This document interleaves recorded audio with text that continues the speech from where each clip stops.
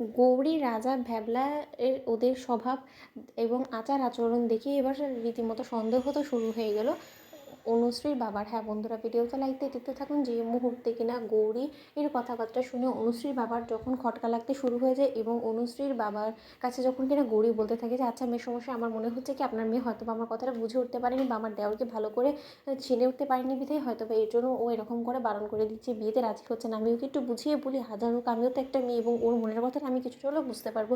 অন্যদিকে যখন কিনা অনুশ্রীর কাছে গিয়ে কুসুম রূপে গৌরী যখন বলতে থাকে যে অনুশ্রী তুমি চিনতে পারছো না আমাদেরকে, তো তোমাদেরকে কী করে আমরা তোমাদের চোখে ধুলো দিয়ে দিলাম, তুমি সেই সমস্ত কিছু বুঝতে পারলে না।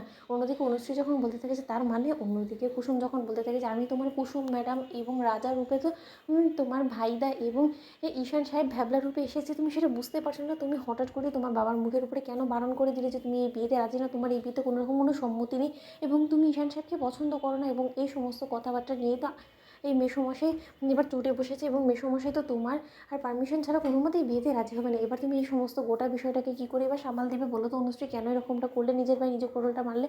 অন্যদিকে অনুশ্রী আসল পরিচয় জানতে পারা মাত্রই যখন বলতে থাকে যে আমি কোনোদিনও ম্যাডাম ভাবতেও পারিনি যে আপনারা এরকম একটা ছদ্মবেশ ধারণ করে আপনারা আমার বাড়িতে আসবেন এবং আমার অজান্তে এত বড় একটা আমি ভুল করে ফেলেছি। এবার আমি ভুলটা শুধরবো কী করে? এবার যদি আমি আমার বাবার কাছে গিয়ে হঠাৎ করে বলে বসি যে না আমার এই বিয়েতে সম্মতি আছে, তাহলে তো বাবার সন্দেহ হওয়া শুরু হয়ে যাবে যে হঠাৎ করে আমি এক মুখে দুরকম কথা কী করে বলছি। অন্যদিকে গৌরী রূপে কুসুম যখন বলতে থাকে তুমি একদম টেনশন করো না, আমি বাইরে গিয়ে মেসোমশাইকে বুঝিয়ে বলছি। অন্যদিকে যখন কিনা অনুশ্রী বাবার সামনে এসে গৌরী রূপে কুসুম যখন বলতে থাকে যে দেখুন মেসোমশাই, আমি আপনার মেয়েকে ভালোভাবে বুঝিয়েছি এবং আপনার মেয়ে সবটা বুঝতে পেরেছে এবং আমার মনে হয় না যে আর কোনো মতে আমার দেওরের সঙ্গে এই বিয়েতে কোনো রকম কোনো আপত্তি থাকবে আপনার মেয়ের আদৌ। আপনি চাইলে আপনার মেয়েকে জিজ্ঞেস করতে পারেন। ঠিক সেই মুহূর্তে অনুশ্রীর বাবা যখন বলতে থাকে যে অনুশ্রী এই বিয়ের বিষয়ে তোমার কি মতামত এখন বলো তো।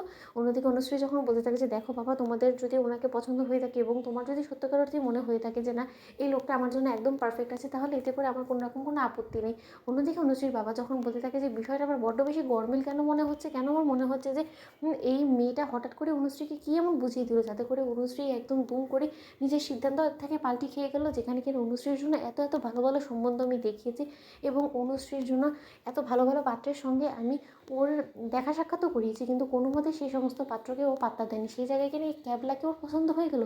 এর পেছনে নির্ঘাত কোনো না কোনো তো উদ্দেশ্য আছে, সেটাকে আমাকে খতিয়ে দেখতে হবে এবং এদেরকেও এত সহজে এদের উপরে ভরসা করাটা আমার পক্ষে কোনো মতেই ভালো বলে অন্তত আমার ঠেকছে না, কারণ এদেরকে দেখে আমার যথেষ্ট পরিমাণে সন্দেহভাজন বলে মনে হচ্ছে এবং এই ছেলেটা যতটা কিনা ভ্যাবলা এবং ক্যাবলা সাজার চেষ্টা করছে, এটাকে দেখে এমন মনে হয় না যে কোনো মতে ও এতটা গাইয়া ভূত। ও নিশ্চয়ই খুব বেশি চালাক এবং সেটাই আমাকে আগে যাচাই বাছাই করতে হবে। তো বন্ধুরা লাইক এবং শেয়ার করো, সাবস্ক্রাইব করো।